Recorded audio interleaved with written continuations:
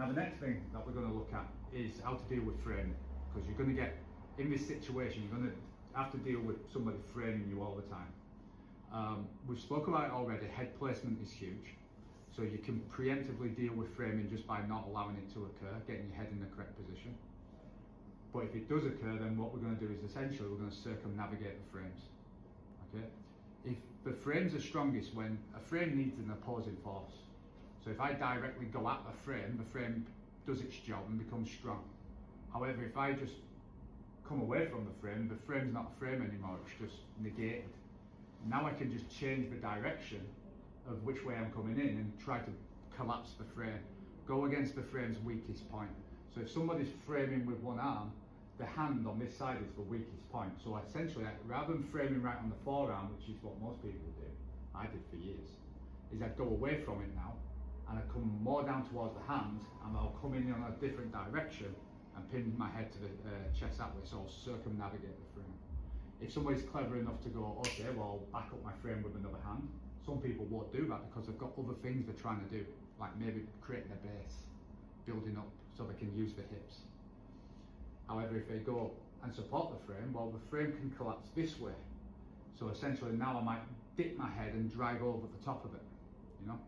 So we'll have a little look. If it happens and it starts framing, the worst thing I can do really is try to keep hold of the hip and press into the frame. Well, let's say for instance this time he gets a framing. Maybe he was just clever enough to do it early, maybe I got my head out of position, whatever.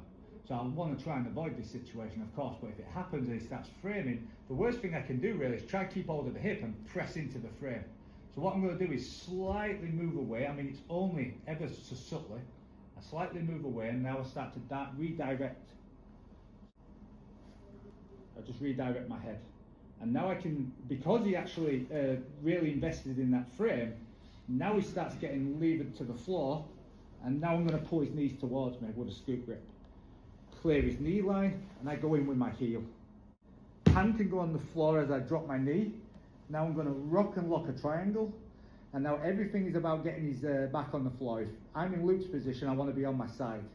So my head again goes up to the top, shoulder, top chest, put his back on the floor, and now sort out my hands. Sort out my hands so that at the very best for Luke, he's only got one frame. I might even come up underneath, kind of double underhooks, so he's got 0 frames. And then I can release my triangle and walk into mount. So if I've got this, I can release my triangle and walk into a mount and start to attack. I can sort out my hands with a triangle, which means I can get into a situation where I cut down the possibility of an escape and I get into a good offensive situation. Now he makes a frame. Again, people will fight hard in that situation to try and get a frame, because they don't. Let's say if you drop to your shoulder in this situation, chances are you're going to get past, okay, at some point. So people will make a frame, will often stay on their elbow, and that will give the possibility of a mount.